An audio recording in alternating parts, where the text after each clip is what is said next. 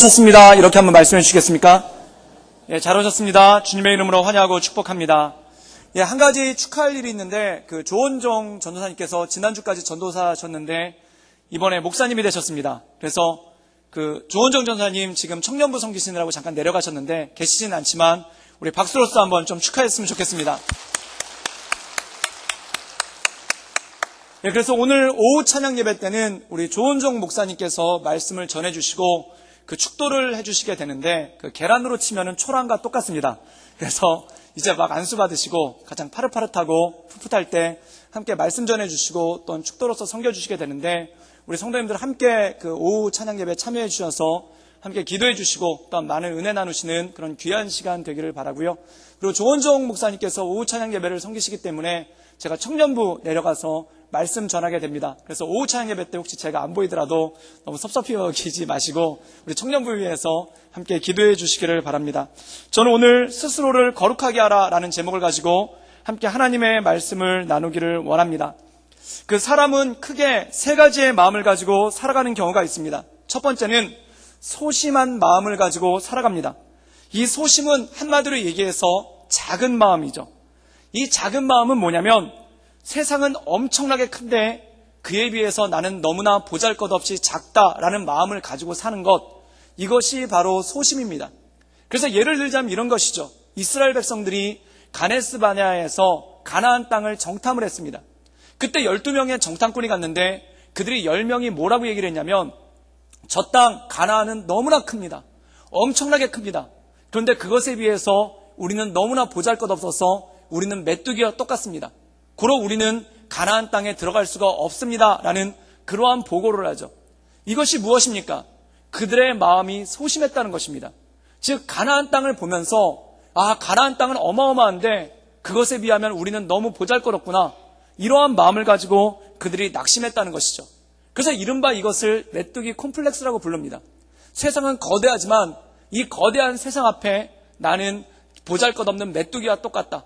또한 세상에 뛰어난 사람들 많고 잘 나가는 사람들 많지만 그들에 비하면 나는 보잘것없는 메뚜기와 똑같다라는 그러한 마음을 가졌다는 것입니다. 그럼 이러한 소심한 마음이 지배를 하면은 어떻게 되는가? 나 같은 사람은 해도 되는 일이 없다라는 그러한 마음을 갖습니다. 또 어떤 마음을 갖냐면, 나 같은 사람이 그런 것을 어떻게 할 수 있겠느냐라는 그러한 마음을 갖게 되죠. 그러다 보니까 자꾸 숨으려고 하고 자꾸 피하려고 하는 그러한 마음이 생깁니다. 많은 분들이 착각하는 것 중에 하나가 이러한 소심한 마음, 나는 못합니다, 나는 할 수 없습니다 라는 마음을 겸손으로 생각하시는 경우가 있습니다.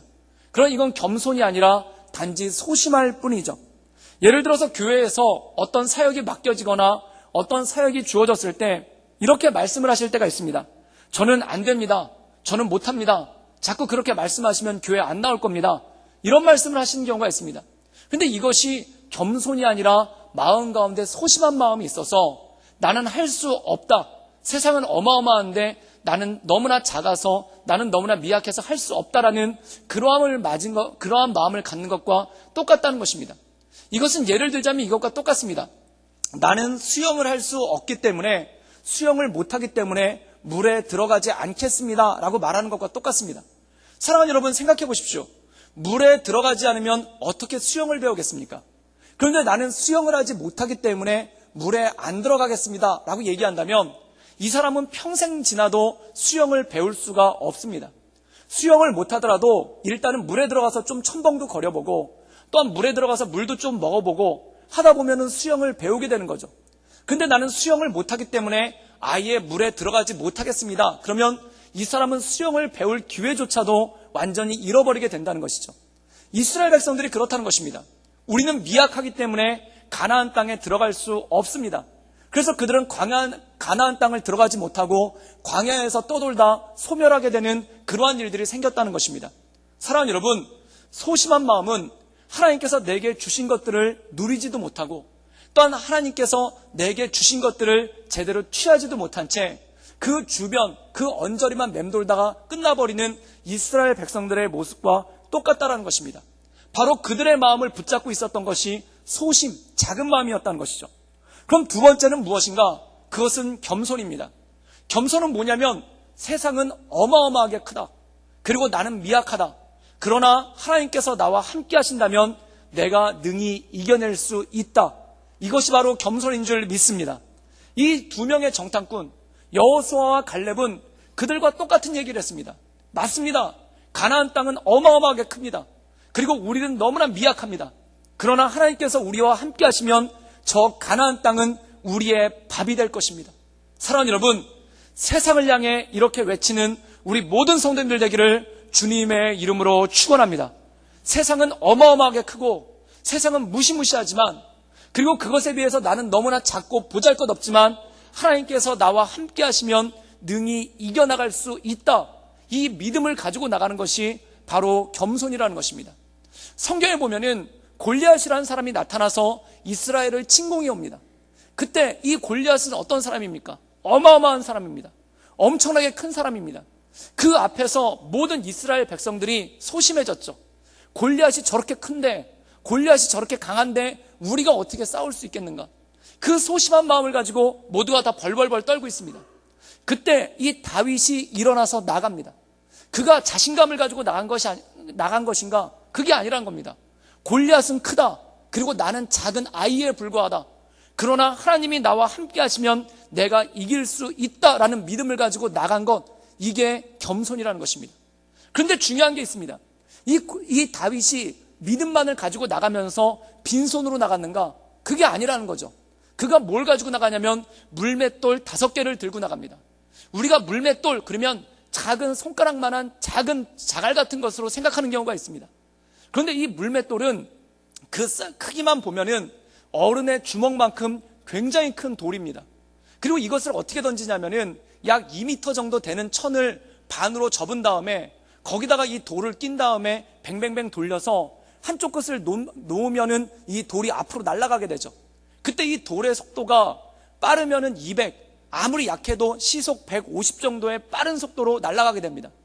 그러면 이 주먹만한 돌이 그 정도 속도로 날아가지 않으면 아무리 골리앗이라는들 절명하지 않을 수 없지 않겠습니까?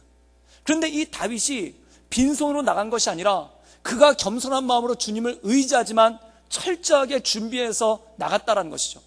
또 성경에 보면 놀라운 것이 이 물맷돌 하나로 골리앗을 쓰러뜨립니다. 그럼 돌을 하나만 가지고 갔는가? 그게 아닙니다. 5개를 가지고 갑니다. 즉 하나님을 믿고 의지하는 마음 가운데 그가 철저하게 준비하는 순종을 통해서 그 골리앗 앞에 나간 것을 보게 된다는 것이죠. 사랑하는 여러분, 겸손함으로 주 앞에 엎드리며 나가는 우리 구덕교회 모든 성도님들 되기를 주님의 이름으로 축원합니다. 그런데 빈손으로 가는 것이 아니라 잘 준비해서 순종하는 마음으로 준비해서 나가는 것이 중요하다는 것이죠. 그럼 세 번째 마음은 무엇인가? 이것은 교만입니다. 교만한 사람의 특징은 자기를 크게 생각합니다. 그리고 세상이 별거 아니라고 생각합니다. 굉장히 쉽게 생각합니다. 예를 들자면 이런 것입니다. 처음에 주일학교 교사, 교회학교 교사로 부르심을 받았을 때 그때 소심한 마음이 듭니다. 어떻게 내가 어린아이들을 가르칠 수 있을까? 내가 어떻게 학생들을 가르칠 수 있을까? 내가 어떻게 저들에게 믿음을 전할 수 있을까? 이런 소심한 마음이 들어서 못한다고 하고 안 한다고 하고 자꾸 그러시면 교회에 안 나온다고 얘기합니다. 그런데 그 마음 가운데 겸손한 마음이 와요. 그래서 나는 미약하고 연약하지만 섬겨보겠습니다. 그리고 겸손한 마음으로 주께 나가면 어떻게 되는가? 그가 잘 준비한다는 거예요. 토요일 날 밤을 새워서 공과를 준비하고 또한 주중에는 애들을 위해서 전화를 하고 그리고 최선을 다해서 예배를 위해서 기도하며 나가는 그러한 마음이 있습니다. 이것이 겸손한 모습이고 가장 좋은 모습이죠. 그런데 이게 좀 시간이 지나서 익숙해지면 어떻게 되는가? 교만해진다는 겁니다. 그래서 10년, 20년, 30년 섬기다 보면은 그냥 아무것도 아닌 것처럼 생각을 해요. 그리고 습관적으로 행하게 돼요. 그래서 주일학교 예배를 그냥 덜렁거리고 갈 때가 있고 또한 심지어 공과책도 들지 않고 그러고 갈 때가 있습니다. 그러면 이렇게 얘기를 하죠. 선생님, 아이들 가르칠 때 공과책은 들고 오셔야죠. 그럼 큰 소리 치면서 이렇게 말씀하십니다. 저는 다 합니다. 제가 10년, 20년 동안 공과 공부해서 이 공과책 달달달 외웁니다. 저는 다 합니다. 그리고 애들 얼굴 표정만 보면 척 보면 알기 때문에 아무 문제 없습니다. 라고 섬기시는 분들이 있습니다. 그런데 이것이 경험이 많아서 노련한 것 같지만 사실은 그 안에 교만이 있다는 것이죠. 이 교만함은 무엇인가? 나도 은혜의 자리로 들어가지 못할 뿐더러 다른 사람도 은혜의 자리로 들어가지 못하게끔 가로막는 그러한 모습이 있다는 것이죠. 그래서 사람은 중요한 것이 뭐냐면 경험이 많다라고 생각할수록, 잘할 수 있다라고 생각할수록, 익숙하다라고 생각할수록 하나님께 엎드리고 무릎 꿇는 것이 필요하다는 것입니다. 성경에 보면 사도 바울만큼 성경을 잘하는 사람이 어디 있습니까? 사도 바울만큼 많은 사람을 전도한 사람이 어디 있습니까? 그리고 사도 바울만큼 많은 교회를 세운 사람이 어디 있습니까? 근데 사도 바울은 늘 이렇게 얘기합니다. 내가 이루었다함도 아니요 잡았다함도 아니요 나는 날마다 표대를 향하여 달려가노라. 그리고 내가 날마다 나를 쳐서 복종시킨 것은 내가 쓰임을 받은 이후에 도리어 버림이 될까 두렵다. 이 버림이 될까 두렵다는 것은 무엇입니까? 다른 사람들을 나도 은혜의 자리로 나가지 못하고 다른 사람들을 은혜로 자리로 나가는 것도 가로막는 그러한 모습이 될까봐 두렵다라고 얘기하면서 주께 기도하며 나가는 것이 바로 바울의 모습이었죠. 사랑하는 여러분, 이 이스라엘 백성들을 보면은 처음에 소심한 마음을 갖습니다. 그래서 그들은 가나안을 보면서 벌벌 떨고 우리는 메뚜기 같다라고 얘기를 했죠. 근데 이들이 40년 동안 광야에서 훈련을 받은 다음에 겸손한 마음이 됩니다. 그래서 여호수아서에 보면은 그들이 어떤 마음을 갖냐면, 비록 두렵기는 하지만, 비록 떨리기는 하지만 우리가 주의 말씀을 의지해서 주님을 붙잡고 한 걸음씩 나가겠습니다라는 믿음의 고백, 즉 겸손의 길을 걷게 됩니다. 이 겸손의 길을 걷게 됐을 때 어떻게 됐습니까? 여리고성을 무너뜨리고 여리고성을 정복하죠. 그런데 문제는 뭐냐면 이 여리고성을 정복하고 난 다음에 이들의 마음이 교만해졌다는 것입니다. 그래서 너무 쉽게 생각하는 거예요. 그리고 아무것도 아니라고 생각하는 그러한 마음으로 너무 쉽게 가는 그러한 모습들이 그들의 삶 가운데 나타났다는 것이죠. 그렇다면 그들이 범한 교만이 무엇인가? 우리 함께 여호수아 7장 1절에서 3절까지의 말씀을 자막을 통해서 함께 나누도록 하겠습니다. 우리 다 같이 함께 읽겠습니다. 이스라엘 자손들이 온전히 바친 물건으로 말미암아 범죄하였으니 이는 유다 지파 세라의 증손 삽디의 손자 갈미의 아들 아간이 온전히 바친 물건을 가졌습니다. 여호와께서 이스라엘 자손들에게 진노하시니라.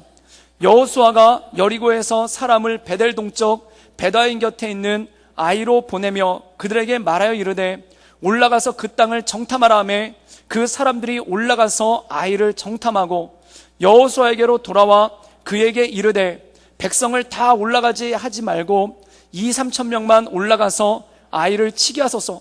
그들은 소수이니 모든 백성을 그리로 보내어 수고롭게 하지 마소서 하므로. 오늘 말씀 가운데 보면 이스라엘 백성들이 승리의 도취가 됩니다. 그리고 그들이 위에서부터 아래까지 마음이 다 풀어졌다는 것을 보게 되죠. 그 막강했던 여리고성을, 그 높았던 여리고성을 무너뜨리고 거기를 정복하고 난 다음에 그 다음에 이들의 마음이 어떤가? 교만해졌다는 것입니다. 그럼 그들의 교만한 마음이 나오는 것을 보게 되는 것이 첫 번째, 7장 1절에 보면 이런 말씀이 나옵니다. 아간이라는 사람이 전리품을 훔쳤다는 것입니다. 하나님께서 여리고성을 정복하면서 뭐라고 말씀하시냐면 모든 값진 것들을 태워서 하나님께 올려드리라고 얘기합니다. 그리고 사사롭게 그것을 취하지도 말고 전리품을 갖지 말라라고 얘기를 합니다. 그런데 오늘 말씀 가운데 보면은 이 아간이라는 사람이 몰래 하나님께 드려야 되는 것을 훔치는 그러한 일이 생기죠. 사랑하는 여러분, 평소에 죄를 많이 짓던 사람도 내일 뭔가 중요한 일이 있으면 오늘 하루쯤은 죄를 안 짓는 게 당연한 건 아니겠습니까? 사랑하는 여러분, 매일같이 술을 먹던 사람도 우리 아들이, 우리 자녀가 내일 수학능력 시험을 보면은 오늘 하루만큼은 술을 안 먹고 똑바른 정신으로 간절한 마음으로 자녀를 응원하는 것이 부모의 마음 아니겠습니까?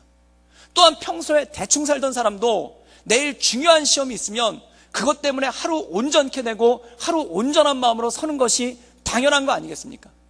그런데 오늘 말씀 가운데 보면은 여리고성 전쟁을 끝냈어요. 그럼 모든 전쟁이 끝난 게 아니라 그 뒤에 가나안 족속들과 세워야 되는 수많은 전쟁이 있다는 것입니다. 그런데 오늘 말씀 가운데 보면은 이 아간이라는 사람이 하나님께 드려야 되는 물건을 훔쳤다는 것입니다. 죄를 졌다는 거예요. 이것은 무슨 뜻일까요? 내일 중요한 전쟁이 있는데 오늘 물건을 훔쳤다는 뜻은 뭐냐면 내일 전쟁을 대수롭지 않은 걸로 여겼다는 것입니다. 즉 그들의 마음이 풀어져서 교만해졌다는 것의 반증이죠. 또 하나 이런 것이 나옵니다. 정탐꾼을 보냅니다. 그런데 이 정탐꾼들이 와서 뭐라고 보고를 하냐면 이렇게 보고를 합니다. 아이성은 작은 섬이므로 2,000명에서 3,000명 정도의 군대만을 보내자고 합니다. 이 정탐꾼들은 어떤 사람이냐면 12지파의 족장들 가운데 뽑은 사람들이 정탐꾼입니다. 그럼 백성들의 리더고 백성들의 지도자라는 거예요. 그런데 이 사람들이 아이성을 둘러보고 와서 뭐라고 얘기하냐면, 백성들이 수고롭게 다 올라갈 필요도 없고 모든 군사들이 힘들게 다 올라갈 필요도 없고 2,000명에서 3,000명만 보내면 된다는 거예요. 그럼 사랑하는 여러분, 아이성이 그렇게 만만한 성인가? 물론 여리고성보다는 작습니다. 여리고성의 5분의 1 정도밖에 되지 않아요. 그런데 이 아이성 역시 그렇게 만만한 성은 아니었다는 것입니다. 해발 500m 정도 되는 언덕에 위치하고 있었고, 그리고 그 성에 거주하는 백성들의 숫자가 기록에 보면 12,000에서 15,000이라고 그래요. 그러면 거기서 전쟁에 나갈 수 있는 남자의 숫자만, 군대의 숫자만 헤아려 봐도 최소 3,000에서 5,000은 되지 않겠습니까? 그럼 군사학적으로 봤었을 때 높은 곳에 점하고 있는, 높은 곳에서 성을 점하고 있는 성을 칠 때는 최소한 5배에서 10배의 병력이 가야지만 전쟁을 수행할 수가 있습니다. 그런데 정탐꾼들이 보고한 게 뭐냐면은 2,000명에서 3,000명만 가면 된다는 거예요. 이 말의 뜻은 무엇일까요? 이들이 정탐을 했는데 대충 했다는 것입니다. 왜 대충 했는가? 그들의 마음이 풀어졌고 그들이 이까지 전쟁은 아무것도 아니라는 마음이 그 마음 가운데 섰다는 것이죠. 그리고 더 중요한 것이 있습니다. 여호수아가 그 보고를 받았을 때 어떻게 했는가? 바로 그 다음날 전쟁을 일으킵니다. 그런데 성경에 보면은, 여호수아서에 보면은 여호수아가 중요한 일이 있을 때마다 요단강을 건널 때라든지 또는 여리고성을 칠 때 아침에 일찍 일어났다는 기록이 나옵니다. 그런데 아이성을 칠 때는 아침에 일찍 일어났다는 기록이 없어요. 이건 뭡니까? 여호수아조차도 기도하지 않고 나갔다는 것입니다. 지금 여호수아는 기도하지 않았고 정탐꾼들은 대충 정탐해서 보고를 하고, 그리고 백성들 중에는 물건을 훔치는 자들이 있었다는 겁니다. 중요한 전쟁을 앞두고 물건을 훔치고, 중요한 전쟁을 앞두고 정탐을 대충 하고 중요한 전쟁을 하고 기도를 하지 않는 이러한 일들이 있었다는 거죠. 이건 무엇입니까? 그들의 마음이 풀어지고 그들의 마음이 교만해졌다는 것입니다. 그럼 사랑하는 여러분, 이 교만함은 어디서 왔을까요? 이 교만함은 어디서 생겼을까요? 사랑하는 여러분, 사람은 언제 교만해지냐면 내가 잘했다라고 생각할 때 그때 교만해집니다. 지금 이들 마음 가운데는 어떤 마음이 있냐면, 우리가 잘해서 여리고성을 이겼다라고 생각합니다. 우리가 잘해서 여리고성을 정복했다라고 생각을 합니다. 사랑하는 여러분, 생각해 보십시오. 그들이 잘해서 여리고성을 이긴 것입니까? 그들이 여리고성을 잘 돌았기 때문에, 열심히 돌았기 때문에, 지혜롭게 돌았기 때문에 여리고성이 무너진 것입니까? 그게 아니에요. 하나님의 은혜로 말미암아, 하나님의 역사함으로 말미암아 여리고성을 정복한 거예요. 그런데 백성들 마음 가운데 어떤 생각이 들어오기 시작하냐면, 내가 성을 잘 돌았기 때문에, 내가 지혜롭게 했기 때문에, 내가 열심히 했기 때문에 이겼다라는 그러한 마음이 그 마음 가운데 들어오기 시작했다는 것입니다. 즉 하나님께서 역사하신 것이 아니라, 하나님께서 행하신 것이 아니라, 내가 잘했기 때문에, 내가 열심히 했기 때문에, 내가 지혜롭기 때문에 이길 수 있었다란 마음이 들어오니까 그들의 마음이 교만해진 거예요. 사랑하는 여러분, 교만의 특징은 이것입니다. 마치 내가 잘했기 때문에 뭔가가 이루어진 것 같아요. 또한 내가 뭔가를 열심히 했기 때문에 이루어진 것 같아요. 또한 뭔가 내가 지혜롭기 때문에 이루어진 것 같은 그러한 마음이 마음 가운데 들 때가 있더라는 것입니다. 제가 전도사로 사역을 할 때, 처음에 전인전도사로 사역을 할 때 교회가 개척이 되었습니다. 그리고 저희 담임 목사님이 그 교회를 개척하시고 제가 같이 그 개척에 참여를 했는데, 이 담임 목사님이 집회를 굉장히 많이 다니시는 분이에요. 그래서 하루는 수요 저녁 예배를 드려야 되는데 이 집사님이 지방도시로 집회를 가셨다가 오시고 계신 중이었어요. 그때 제가 막 찬양 인도를 하고 있는데 목사님이 그때까지 도착을 못 하신 거예요. 그래가지고 막 찬양 인도를 기타를 치면서 하고 있는데 저희 담당 간사님이 조그만 쪽지를 하나 강대상에 올려주는 거예요. 그 올려준 걸 봤더니 그게 뭐냐면, 길이 막혀서 목사님이 제 시간에 못 오실 것 같으니 찬양을 조금 더 해주세요 라는 그런 쪽지가 올라왔어요. 그래서 그때 5곡 준비했는데 처음부터 한번 다시 불렀습니다. 그리고 막 찬양 인도를 하고 있는데, 그런데 쪽지가 한번 더 올라오는 거예요. 그래서 그 쪽지를 이렇게 찬양 인도를 하면서 봤더니 길이 너무 막혀서 수요 예배가 끝날 때까지 목사님 못 오십니다. 전도사님이 설교하시래요. 이런 쪽지가 올라온 거예요. 기가 막히지 않습니까? 저는 설교 준비를 하나도 안 했거든요. 본문이 뭔지도 모르고 섰는데 설교를 저더러 하라는 거예요. 그래가지고 어떻게 하겠습니까? 그래서 기타를 내려놓고 설교를 했죠. 그때 지혜롭지 못한 사람들은 목사님이 늦어서 제가 하게 됐으니 대충 하더라도 용서해 주십시오 이렇게 말하면서 설교합니다. 근데 저는 그렇지 않고 마치 제가 준비된 것처럼 그러고 설교를 했어요. 근데 놀라운 일이 벌어졌습니다. 잘했어요. 설교를 잘했어요. 진짜 하나도 준비를 안 했는데 잘했어요. 설교 끝나고 났더니 성도님들이 은혜롭다는 겁니다. 너무 잘하셨다는 겁니다. 그래가지고 칭찬을 받았어요. 그리고 목사님도 돌아오셔가지고 막 칭찬을 해주시는 거예요. 잘했다고. 그런데 그 이후로 목사님이 안심을 하셨는지 몇 번 그런 일이 더 있었습니다. 그래서 막 찬양인도 안 돼서 쪽지가 싹 올라오는 거예요. 그래서 또 했죠. 그리고 또 찬양인도 안 돼서 쪽지가 싹 올라오는 거예요. 그래서 또 했죠. 그리고 몇 번을 하고 다니는데 놀라운 일이 벌어졌어요. 진짜 잘하는 거예요. 근데 정말 잘했겠습니까? 준비한 거에 비해 잘했겠죠. 잃을 게 없는데 그나마 잘했겠죠. 그런데 제 마음 가운데 어떤 생각이 들기 시작하냐면 교만한 마음이 들어오기 시작하는 거예요. 그게 뭐냐면 아무래도 나는 은사가 있는 것 같다. 어떤 은사인가? 직통 계시의 은사가 있는 것 같다. 그래서 옛날에 유명한 부흥사들이 설교 준비도 안 하고 강단에 올라가서 성경만 쫙 피면은 성령께서 역사하셔서 설교를 줄줄줄 했나 본데 나도 그런 게 있는 것 같다. 그래서 그 이후로 놀라운 일이 벌어졌어요. 설교 준비를 안 하기 시작했어요. 그때 분명히 중고등부 설교를 해야 되는데 중고등부 설교도 준비를 안 하고 그러고 서기 시작한 거예요. 그런데도 어떻게 되는 거예요. 어떻게 설교가 나오는 거예요.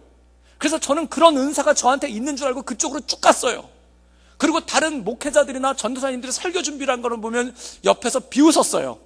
은사로 설교를 해야지, 재능으로 설교를 해야지 준비한다고 되나, 열심히 한다고 되나, 그러면서 그들을 비웃었습니다. 그리고 몇 번을 설교를 계속했는데 한 번은 놀라운 일이 벌어졌습니다. 그게 뭐냐면 딱 섰는데 말이 안 떨어지는 거예요. 입이 안 벌어지고 눈앞이 깜깜한 거예요. 그리고 말을 하려고 하는데 말이 한마디도 떨어지질 않고 땀만 벌쩍벌쩍 흘리기 시작하고 입안이 바짝바짝 말리기 시작하면서 비명 같은 소리밖에 안 나오는 거예요. 그래서 설교를 하나도 못하고 그 자리에서 내려왔습니다. 얼마나 부끄럽고 얼마나 수치스럽고 얼마나 힘든지. 그런데 그 교만함이 굳혀지지가 않는 거예요. 그 교만함이 꺾이질 않는 거예요. 그래서 한 번은 실수니까 한 번 더 하면 괜찮을 거야. 그리고 또 짠하고 올라갔습니다. 아무 준비도 없이. 어떻게 됐겠습니까? 또 눈앞이 깜깜한 거예요. 입이 떨어지질 않는 거예요. 설교를 도저히 할 수가 없는 거예요. 그래서 그 다음에 너무 겁이 나가지고 설교 준비를 되게 열심히 했습니다. 밤을 새워서 설교 준비를 했어요. 그러고 나서 설교단에 딱 섰어요. 안 보이는 거예요. 눈앞에 보이질 않는 거예요. 한마디도 띄지를 못하겠는 거예요. 그리고 쓸쓸하게 내려갔어요. 그 다음부터 어떤 역사가 나타나는가? 마음이 소심해지는 거예요. 나는 메뚜기인가 보다. 나는 설교 못하겠나 보다. 그러면서 설교를 안 하려고 그랬어요. 그런데 어쩔 수 없이 또 설교를 해야 되는 일들이 생기지 않습니까? 그런데 그때 어떤 일이 생기는가? 그때서야 비로소 하나님께 무릎 꿇기 시작하는 거예요. 그때서야 비로소 하나님께 엎드리기 시작하고 설교를 준비한 다음에 그 설교문을 하나님께 올려드리고 하나님 내가 최선을 다해 준비했는데 하나님 도와주시지 않으면 하나님 인도해 주시지 않으면 내가 이 말씀 못 전합니다. 주께 엎드리고 기도하고 간구하면서 나가게 되는 거예요. 사랑하는 여러분, 그것이 하나님의 역사인 줄 믿습니다. 제가 어떤 목사님께 여쭤봤어요. 설교를 20년, 30년 굉장히 탁월하고 잘하게 하시는 목사님께 여쭤봤어요. 목사님은 20년, 30년 동안 설교하셨으니까 설교 쉬우시죠? 그냥 성경만 여시면은 그냥 하시는데 아무 문제 없죠? 근데 그 목사님 저한테 이렇게 얘기하시는 거예요. 목사님, 저도 요즘에 토요일 날마다 밤새고 있어요. 그런 얘기를 하시는 거예요. 얼마나 어려운지 설교 준비를 제대로 못하면은 토요일 날 밤을 자다가 벌떡벌떡 깨가지고 악몽에 시달리고 그래가지고 깨가지고 설교 준비를 또 하고 또 기도하고 쓴다는 거예요. 우리나라 강해 설교로 너무나 유명하시고 평생을 우리나라에서 손꼽히는 설교자로 사역하시다 은퇴하신 목사님이 있습니다. 그 목사님께도 여쭤봤어요. 목사님은 학식도 풍부하시고 설교에 대한 경험도 많으시고 또한 여러 지역에서 설교하시고 집회도 감당하셨기 때문에 목사님은 설교가 쉬우시죠? 라고 얘기했더니 그분이 딱 한마디로 얘기하시더라고요. 설교는 두려움의 영광입니다. 설교 다녔을 때마다 두려움을 한 번도 느껴보지 않은 적이 없고, 설교단에 설 때마다 마치 벼랑 끝에 서 있고 낭떠러지에 서 있지 않은 듯한 느낌을 받은 적이 단 한 번도 없습니다 라고 말씀하시는 거예요. 사랑하는 여러분, 하물며 설교의 거장이신, 그리고 하나님께서 귀하게 쓰시는 목사님들도 그렇게 두렵고 떨리는 마음으로 하나님께 엎드리고 간구하는데, 모래톨에 불과하고 좁쌀에 불과하고 먼지 같은 제가 어떻게 교만을 부릴 수가 있겠습니까? 나는 준비 안 해도 잘할 수 있다, 하나님께서 나에게 계시를 주시기 때문에 나는 타고났다라는 말을 어떻게 할 수가 있겠습니까? 이것이 사람의 교만이라는 것입니다. 몇 번 잘 된다 싶으면, 몇 번 성공한다 싶으면, 몇 번 준비 안 했는데 잘 풀린다 싶으면 마음 가운데 교만한 마음이 들어와서 교만한 확신이 마음 가운데 들어오기 시작한다는 것입니다. 그래서 예수님이 이렇게 말씀하시는 거예요. 너희가 선 줄로 생각하느냐? 넘어질까 조심하라. 사랑하는 여러분, 우리 인생 가운데 뭐가 잘 풀리고 있을 때, 뭐가 잘 되고 있을 때, 뭐가 성공적이어서 사람들한테 칭찬받을 때 조심하고 주의하기를 주님의 이름으로 축원합니다. 그 교만에 빠지면 쓰러지는 거예요. 그래서 야고보서에서는 이렇게 말씀합니다. 교만은 패망의 선봉이요 넘어짐의 앞잡이니라. 교만한 순간 넘어진다는 거예요. 교만한 순간 쓰러진다는 거예요. 그럼 어떻게 이 교만을 이겨나갈 수 있는가? 주 앞에 무릎 꿇고 간구하며 기도하며 나갈 수 있기를 주님의 이름으로 축원합니다. 내가 열심히 준비했지만, 내가 최선을 다해 준비했지만, 내 힘으로 내가 열심히 여리고성을 돌고 있지만, 내가 돈다고 해서 여리고성이 무너지겠습니까? 내가 최선을 다해 돌고 있지만 내가 돈다고 여리고성이 무너지겠습니까? 하나님께서 역사해 주셔야지만, 하나님께서 잡아주셔야지만, 하나님께서 일하셔야지만 무너지는 건 아니겠습니까? 사랑하는 여러분, 최선을 다해 여리고성을 돌되 하나님께 간구하며 기도하며 나갈 수 있기를 주님의 이름으로 축원합니다. 그렇기 때문에 이것은 내 힘으로 되는 것이 아니요, 내 능으로 되는 것이 아니요, 오직 하나님의 성령으로 되는 줄 믿습니다. 성령께서 역사하실 때 이 모든 일들이 이루어지는 거예요. 그래서 잠언에서는 이렇게 말씀하고 있습니까? 너의 행사를 여호와께 맡기라. 그럼 너의 경영하는 일이 이루어지리라. 하나님께서 함께 하시지 않으면 파수꾼의 경성함이 허사로다. 사랑하는 여러분, 하나님께서 우리의 모든 것들을 붙잡아 주실 때 온전한 이루어짐이 나는 줄 믿습니다. 그것이 바로 겸손이고 하나님 앞에 엎드린다는 것이죠. 잘 된다고 교만하지 말고, 안 된다고 낙심해서 소심해지지 말고, 오직 하나님께 엎드리며 기도하며 나가는 우리 구덕교회 모든 성도들 되기를 주님의 이름으로 축원합니다. 이 이스라엘 백성들이 교만한 마음을 가지고 아이성을 올라간 거예요. 하나님께 기도도 하지 아니하고 최선을 다해 정탐을 하지도 아니하고 또한 도적질을 하는 그러한 죄를 범하면서 아이성에 올라간 거예요. 어떠한 일이 벌어졌는가? 패배를 합니다. 우리 여호수아 7장 5절에서 6절까지의 말씀을 읽겠습니다. 우리 다 같이 읽겠습니다. 아이 사람이 그들을 36명쯤 쳐 죽이고 성문 밖에서부터 스바림까지 쫓아가 내려가는 비탈에 쳤으므로 백성의 마음이 녹아 물같이 된지라. 여호수아가 옷을 찢고 이스라엘 장로들과 함께 여호와의 궤 앞에서 땅에 엎드려 머리에 티끌을 뒤집어 쓰고 저물도록 있다가, 오늘 말씀 가운데 보면 아이성에서 참패를 하고 난 다음에 이렇게 나옵니다. 백성의 마음이 녹아 물같이 되었더라. 낙심했다는 거예요. 마음이 소심해졌다는 거예요. 그런데 오늘 말씀 가운데 보면 그들의 마음이 녹아 물같이 된 다음에야 비로소 하나님께 무릎을 꿇습니다. 그리고 하나님께 엎드려서 그들이 회개하며 울부짖으며 하나님께 간구한다는 것입니다. 하나님 없이는 이길 수 없구나, 내 힘으로는 안 되는구나, 내 능으로는 안 되는구나, 하나님께서 붙잡아 주시지 않으면, 하나님께서 역사하시지 않으면 안 되는구나, 그것을 깨달았다는 것이죠. 이것을 깨닫고 기도하며 나갈 때 하나님께서 뭐라고 말씀하시는가? 오늘 여호수아 7장 13절 말씀 우리 다 같이 읽겠습니다. 우리 다 같이 읽겠습니다. 너는 일어나서 백성을 거룩하게 하여 이르기를 너희는 내일을 위하여 스스로 거룩하게 하라. 이스라엘의 하나님 여호와의 말씀에 이스라엘아 너희 가운데서 온전한 바친 물건이 있나니 너희가 그 온전히 바친 물건을 너희 가운데에서 제하기까지는 내 원수들 앞에 능히 맞서지 못하리라. 오늘 말씀 가운데 보면 하나님이 이런 말씀을 하십니다. 온전히 바친 물건을 너희 가운데서 제하라 라고 말씀합니다. 여기서 온전히 바친 물건은 무엇입니까? 하나님께 드려서 불태워버려야 되는 물건들, 하나님께 올려드려서 내가 갖지 말고 불태워드려야 하는 물건들이 바로 온전히 바친 물건이라는 겁니다. 이 온전히 바친 물건을 우리말 성경에는 이렇게 표현하고 있습니다. 진멸시켜야 될 물건, 없애버려야 될 물건들을 그것을 없애버리라는 것입니다. 그렇다면 이 없애버려야 될 물건, 진멸시켜야 될 물건이 무엇입니까?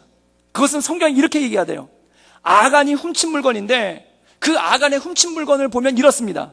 그가 신할산 외투를 훔쳤어요. 명품이죠. 요즘으로 치면은 루이비통, 버버리, 샤넬, 프라다, 돌체앤가바나, 구찌, 알마니 이 정도에 해당하는 그러한 옷입니다. 그럼 그 정도 옷이면 얼마쯤 될까요? 제가 그래서 인터넷에서 찾아봤습니다. 한 200에서 300만 원 정도. 그 정도 가치의 옷이에요. 또한 은 200세겔을 훔쳤어요. 지금 가치로 환산해 보면은 500만 원 정도예요. 금덩이 하나를 훔쳤어요. 요즘에 흔히 팔고 있는 골드바라고 생각하면은 한 2천만 원 정도 됩니다. 그럼 이 가격을 다 합쳐봐야 3천만 원 정도밖에 되지 않는다는 겁니다. 여러분, 3천만 원, 크다면 크고 적다면 적은 돈입니다. 그런데 중요한 건 목숨을 걸을 만한 돈은 아니라는 거예요. 무슨 금괴를 훔치거나 엄청난 것을 훔쳐서 이것만 훔치면 내 인생 바뀐다, 그렇게 대단한 걸 훔치지 않았다는 겁니다. 그럼 아간은 이 3천만 원어치 적다면 적고 많다면 많은 이것을 왜 훔쳤을까요? 탐욕 때문에, 견물 생심 때문에 이것을 훔쳤을까요?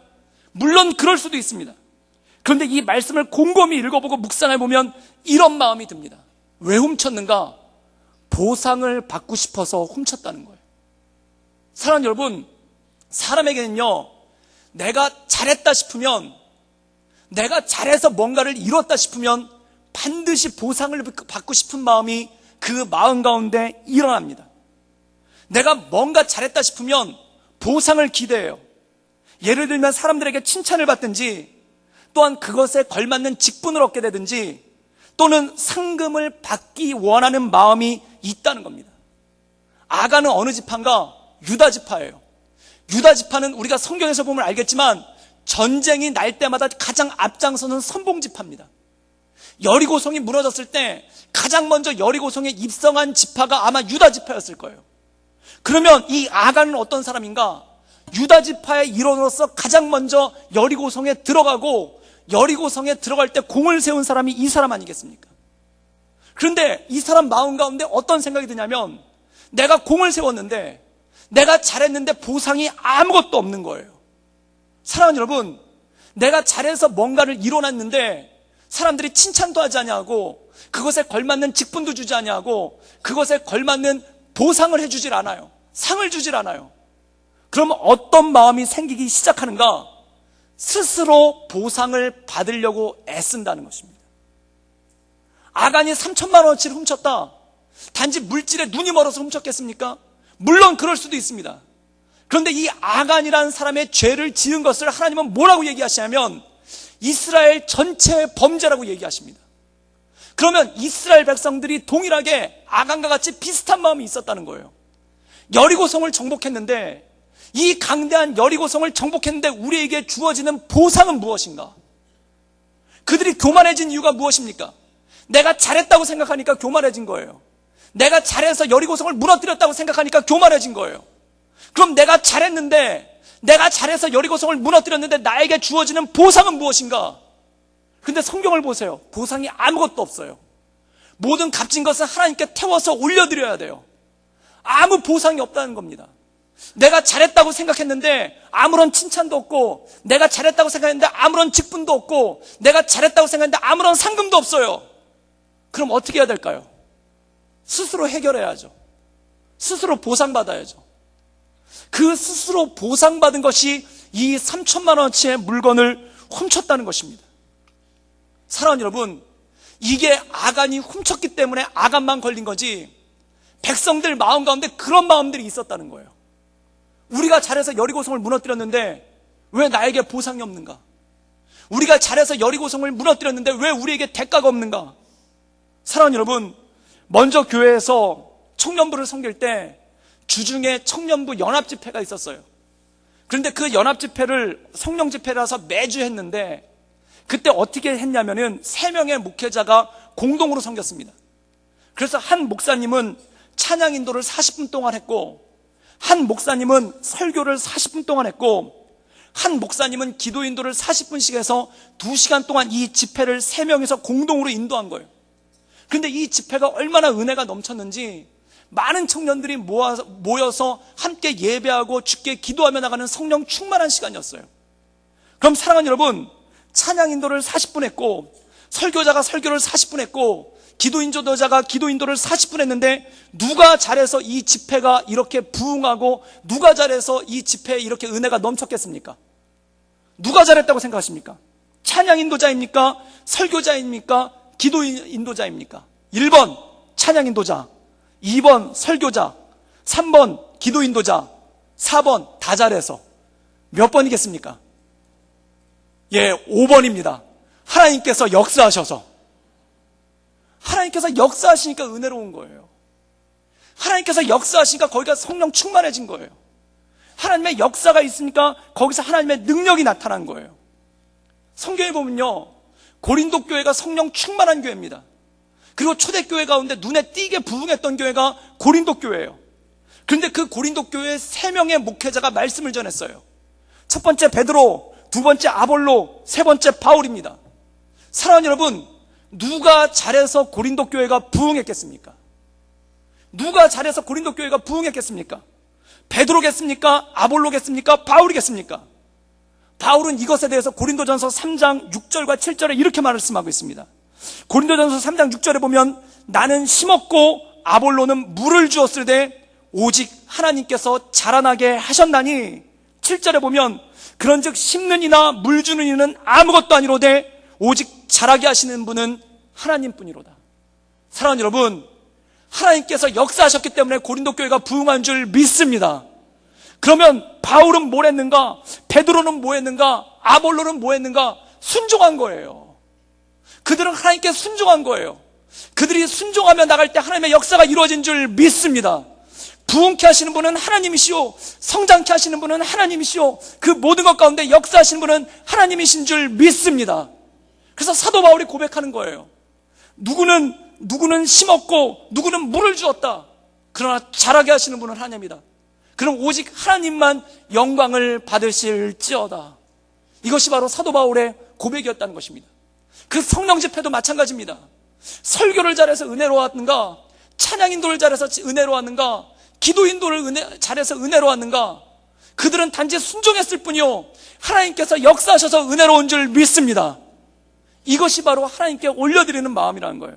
저는 우리 교회가 초대교회 같이 성령 충만하고 서로 사랑하고 부흥하고 선교하고 전도하는 교회가 되기를 주님의 이름으로 축원합니다. 그럼 그렇게 된다면 누가 잘해서 그렇게 됐겠습니까? 하나님께서 역사하셨기 때문인 줄 믿습니다. 모든 영광은 하나님께 있는 것입니다. 성령께서 나의 힘이 아닌, 나의 능력이 아닌 하나님의 역사로 말미암아 그 모든 일들이 일어난 줄 믿습니다. 그럼 하나님께만 영광 돌리는 거예요. 그런데 걷다가 내가 밥숟가락 얹으려고 하면, 거기다 내 이름 얹으려고 그러면 아간이 되어버리는 겁니다. 지금 오늘 말씀 가운데 우리에게 말씀하신 것이 바로 그것이라는 것이죠. 사랑하는 여러분, 자녀가 잘 자랐어요. 자녀가 잘 자라서 성공했어요. 누가 잘해서 그렇게 됐겠습니까? 1번 엄마, 2번 아빠, 3번 본인, 4번 할아버지 할머니. 몇 번이겠습니까? 예, 5번입니다. 하나님께서 역사하신 줄 믿습니다. 하나님께서 역사하셔서 잘 자란 거예요. 그런데 내가 잘해서 잘 자랐다고 생각하면, 내가 잘해서 성공했다고 그러면 어떤 일이 생기는가? 섭섭함이 확 몰려와요.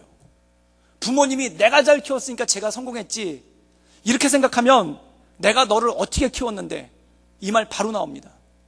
그리고 자녀가 내가 잘했으니까 성공했지 라고 얘기하면 엄마 아빠가 나한테 해준 거 뭐 있냐고 그렇게 얘기를 해요.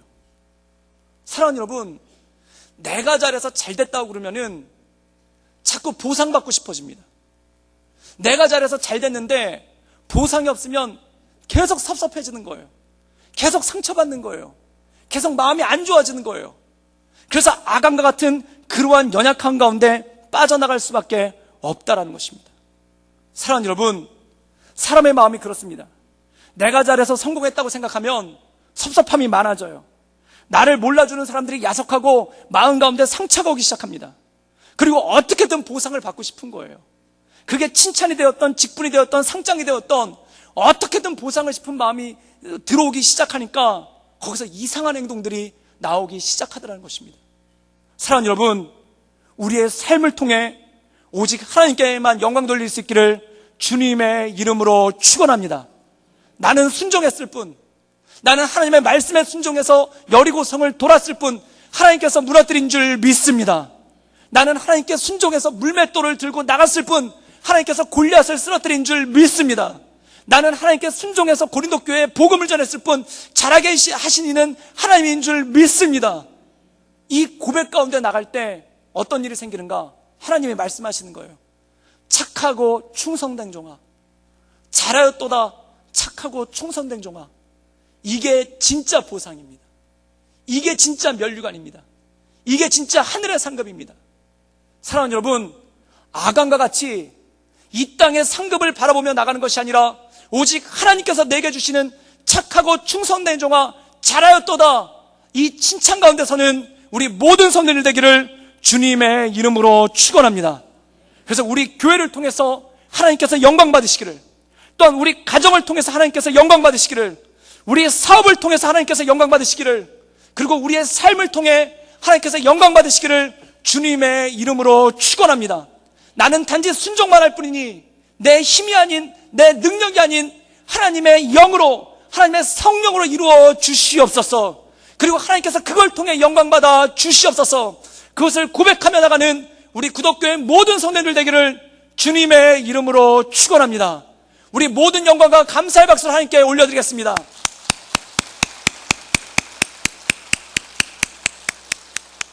이 시간 함께 기도하며 나가기 원하는 것은 주님, 모든 것이 주님의 은혜입니다. 나는 순종했을 뿐, 나는 여리고성을 돌았을 뿐, 나는 주의 말씀 의지하여 나갔을 뿐, 이루시고 성취하신 분은 하나님이십니다. 내가 그 믿음 가운데 온전함으로 겸손하게 나갈 수 있도록 주님 도와주시고 주님 역사하여 주시옵소서. 지금까지 지내온 것, 지금까지 살아온 것 모두가 하나님의 은혜입니다. 오직 하나님께만 영광 돌리며 착하고 충성된 종아, 잘하였도다. 나를 인정해 주시고 붙잡아 주시는 하나님의 인도하신 가운데 설 수 있도록 주님 역사하여 주시옵소서. 주님 붙잡아 주시옵소서. 우리 다 같이 간절한 마음으로 하나님께 기도하며 나가겠습니다. 함께 기도하시겠습니다. 늘 언제나 살세 역사하신 주님, 날마다 주를 바라보며 하나님의 은혜 가운데 나갑니다. 주님, 우리의 삶을 붙잡아 주시고 우리의 삶을 이끌어 주이사 날마다 하나님의 크신 은혜 가운데 그 역사하신 가운데 온전하고 살기를 원하오니 주여 도와주시고 주님 이끌어 주시며 날마다 하나님을 의지함으로 하나님의 말씀 가운데 살아갑니다. 주님 축복하여 주시옵소서. 하나님 모든 영광을 주 앞에 올려드리며 모든 영광을 주께 드리며 하나님의 은혜 가운데 나가기를 원하오니 주여, 나는 단지 순종할 뿐이며 나는 단지 주께 엎드릴 뿐이며 나는 단지 주께 기도할 뿐이오니 주님께서 이루어 주시며 주님께서 성취하시며 주님께서 여리고를 무너뜨리시며 주님께서 요단강을 갈르시며 주님께서 우리를 위해 일하시며 주님께서 역사하여 주시옵소서. 그 주님을 바라보며 날마다 나가길 원합니다. 늘 언제나 살아서 역사하신 주님, 우리의 삶을 붙잡아 주시고 우리의 삶을 인도하여 주시옵소서. 하나님께서 함께 하시지 않으면 파수꾼의 경사함이 허사며 내 힘으로 내 능으로 되는 것이 아니라 오직 주의 성령으로 되는 줄 믿습니다. 내 삶을 통해 이루시는 주님, 내 삶을 통해 역사하시는 주님, 그 주님을 바라보며 우린 날마다 엎드리게 하시고 우린 날마다 주 앞에 순종하게 하여 주시옵소서. 모든 영광 주님 받으시며 그 모든 영광 주께 올려드릴 때 잘하였도다 착하고 충성된 종아, 이 주님께서 인정해 주시는 것을 바라보며 하나님의 은혜 가운데 거하는 우리 모든 성도 될 수 있도록 주님 인도하여 주시옵소서. 예수님의 이름으로 감사하며 기도드리옵나이다. 아멘.